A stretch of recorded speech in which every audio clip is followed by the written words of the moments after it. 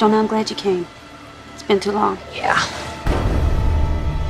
Have a pleasant weekend.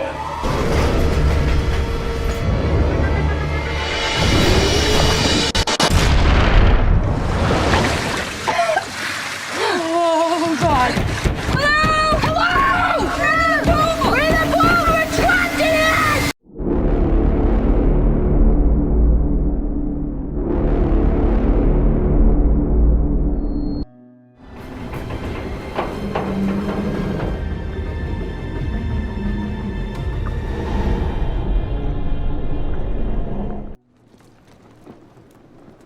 Help! Help! We're in here! Come on! We got truck! Can you let us out?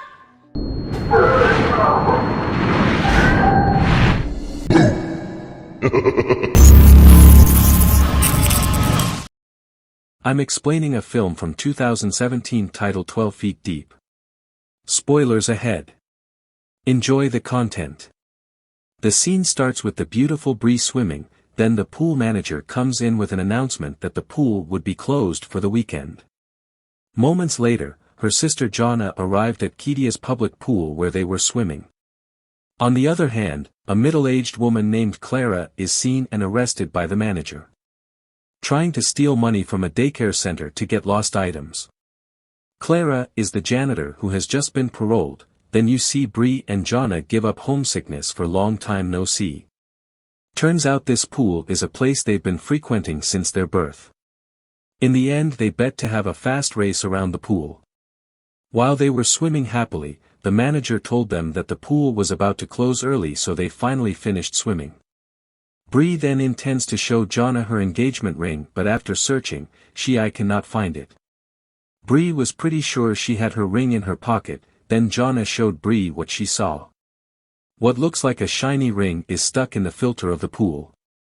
Bree immediately got into the pool and found the ring, but unfortunately the ring got stuck. It is very difficult to remove. Seeing her sister struggling, Jonna also stepped in. Now even her hair was stuck. While the manager suspected that the pool was empty and all the visitors had left, he closes the pool door and leaves.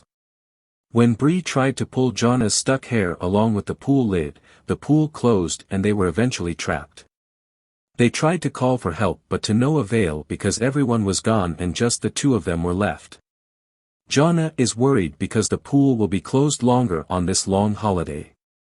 Bree also tried to reassure her sister. She asked her to open the lid by pressing on it but to no avail. It is useless because of the fiberglass cover.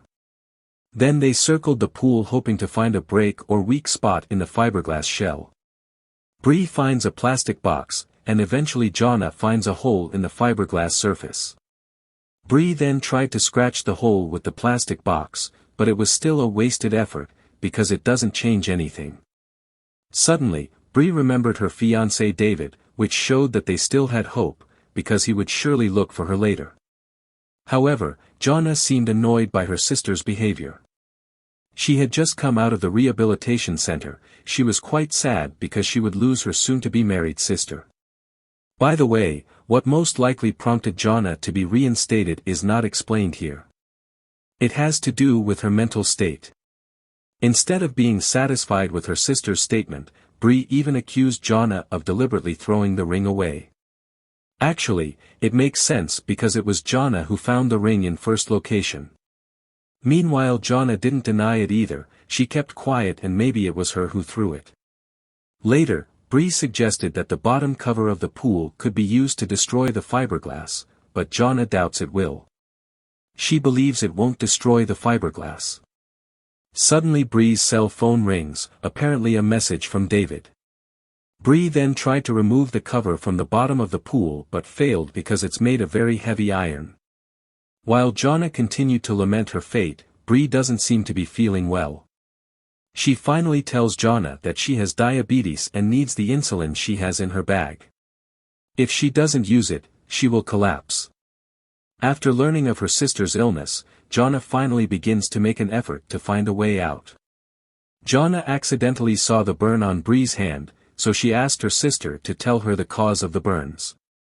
Bree said that it was this incident that sent her to rehab. She also said that their father was an evil monster. He often drank until the day her father was about to light a cigarette while being drunk. Unfortunately, it fell on the pillow right next to his head and burned him. That's when Bree's hand caught fire as she went to save her father. Then they heard something like someone was coming. Help! Help! We're in here! Come on! We got truck! Can you let us out? Apparently Clara herself was there. Instead of helping them, Clara opens Bree's wallet and takes out all the money in it. Clara was pretending to ask why they are stuck in the pool. She also turned off the CCTV. It looks like she turned it off with bad intentions. It wasn't enough just to stop there, when she saw Bree's cell phone. Clara asked the password, on the grounds that she was going to ask for help. Bree gave it without a doubt, but instead Clara reads the text of David and also browses through the library from the mobile. Clara also lets them know that she had just been released from prison 9 months ago. She also has a lot of debt. Apparently she planned to steal everything Bree owned because Clara asked her for Bree's PIN. Jonna forbade her from revealing her PIN, because she thought for too long. Clara turned off the water heater to threaten them to tell her the ATM PIN code. Fearing his threat, Bree was forced to reveal her PIN in the hope that Clara will take them out of the pool. Clara then went to check the cash at the ATM. While Bree also looked weaker, Jonna, who was worried about her sister's condition, tried to open the lid of the pool. Before reaching the bottom of the pool, she looked scared and overcome her fear.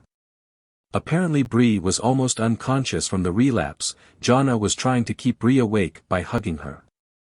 Moments later, Clara returned but still didn't want to open the fiberglass pool.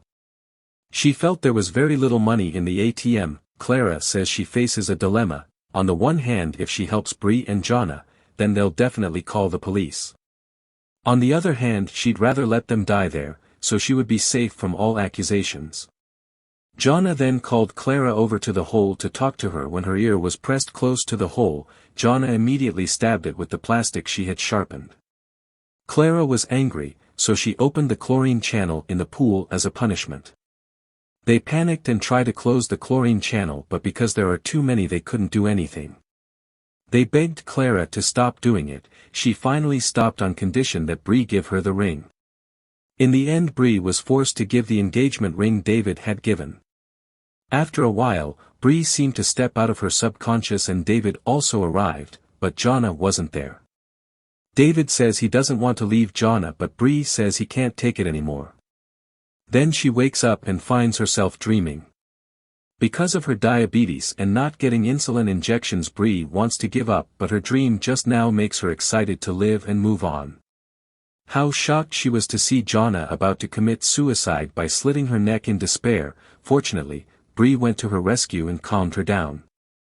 Meanwhile, Clara opens a voicemail from David on Bree's cell phone, who says he will call the police and report the missing person if they don't respond within 5 minutes. In the end, Clara told them she was going to open the fiberglass but also went straight away. When she entered the control room and was about to open it, it turned out that her access rights for the code was changed by her manager. She was confused and didn't know what to do, so she ended up leaving out of fear. She was arrested and imprisoned. Bree looked increasingly pale and weak, but at that moment she confessed something to Jonna. Apparently Bree knew her father was often indecent or abusive towards Jonna. When the fire broke out, Bree was also burned because she tried to prevent her father from burning until death. She is willing to do anything for Jonna. It touches her heart and she realizes that her sister really cares and loves her. Later, Jonna took the bathing suit she found and used it as a headrest for her sister. After listening to her sister's confession, all Jonna's fears disappeared. Her courage is now even more overwhelmed than before.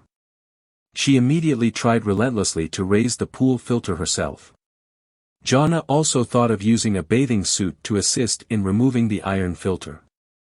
Her efforts were not in vain, because she raised the filter.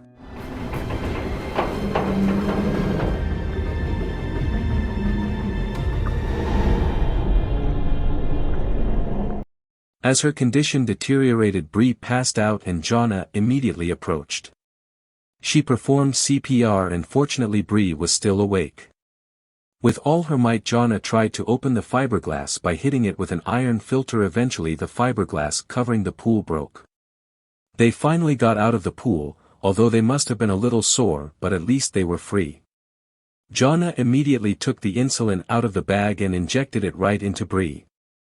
A moment later she woke up. Then Clara reappears and threatens to kill them both, seemingly unable to bear the condition of the two. Clara unexpectedly also returned the ring to Bree. Then Jonna called 911 for help. She didn't report Clara and told her to get out of there immediately. After Bree regained consciousness, she did not understand how her ring could be in Jonna's hand.